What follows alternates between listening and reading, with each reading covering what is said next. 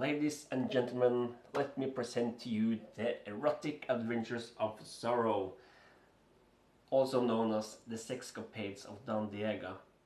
The Erotic Adventures of Zorro is written and directed by Roger Freeman and got released in 1972. Now, this movie had the budget for 75,000 US dollars, which at that time was okay. Now, the thing about this movie, it's a part of the B-movie genre, or specifically the sexploitation genre. Now, if you do not know what the sexploitation genre is, I'm gonna explain. Check this out. So, sexploitation is a class of independently produced low-budget feature films that were produced in the 60s and 70s. Now, those kind of movies have sex and nudity, like graphic sex and nudity, but still in a classy way to maintain the full story of the movie. Sexploitation movies were generally shown at urban grindhouse theaters back in the days and should not be mixed with soft porn or porn in general. Take for example 50 Shades of Grey. Imagine 50 Shades of Grey with much more explicit content. There you go. The plot is very basic and very simple. It's good versus evil, of course. So, when you have an evil governor with his commandante ruling the henchmen and the army, and they are terrorizing the village that they are in control of, claiming taxes, harassing the people, beating them up. Now, the villagers, they had enough. They want revenge. They want to fight back. They want blood.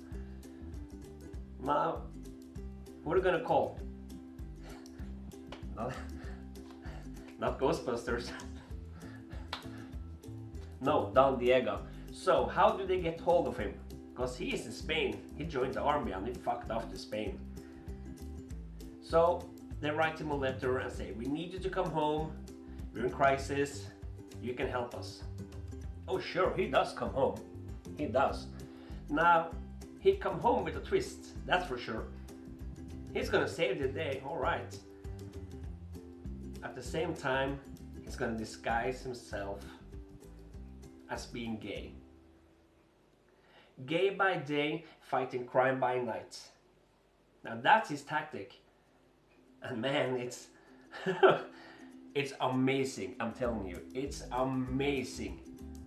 Now, the actor who portrays Zorro doing a better part as pretending to be gay rather than doing the part of Zorro itself.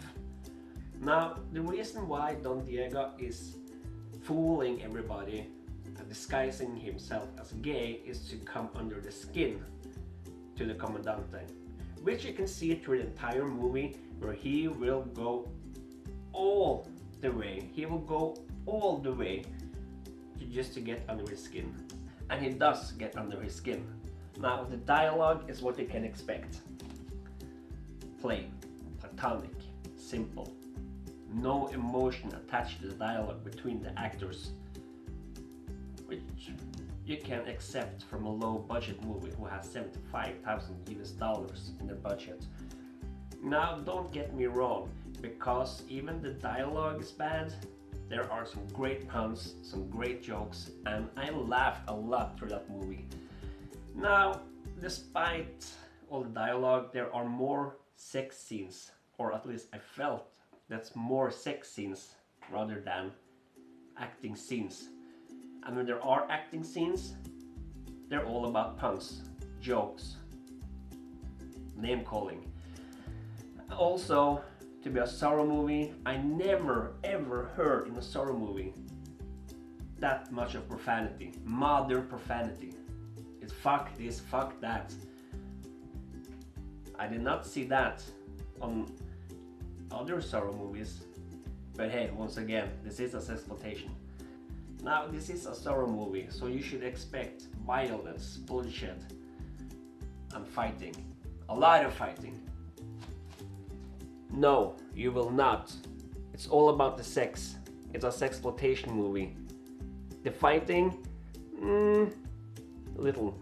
and the fighting that is in the movie is so bad, you just want to rewind or forward to the sex scenes. Now that's mentioned, I got disappointed, because as I want to see a Zorro movie, I want to see fighting. I want to see Zorro ride into town and fighting for justice and win. Now, what's worth mentioning too about the fighting is the last fight between the Comandante and Zorro himself. I'm not gonna spoil anything if you are gonna see the movie. Well, I can honestly say I did not expect that. I did not expect that at all. I mean, where's the revenge? Once again, I have to repeat myself, it is a sexploitation movie where sex in focus, fighting and story is long gone. But hey, I like this movie. Somehow I like this movie. I can't help it. I'm all about the weird movies, and I'm not gonna be that negative toward this movie, because even though the story, the fighting and the acting and dialogue is bad, I really like this movie. It has some elements to it that is fun, and I like it. But hey, I like things that are weird.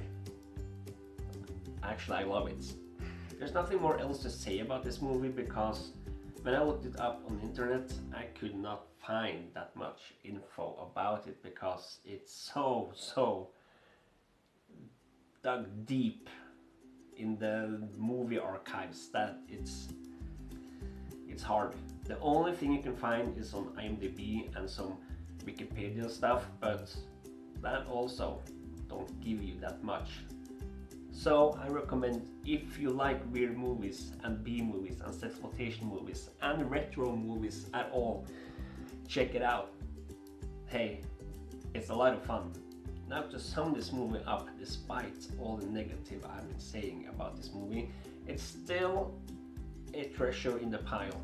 Like, I like this movie because I like everything that's weird, but if you like movies that are weird and you like B cult movies, go ahead, you won't be disappointed, because this is actually an okay movie.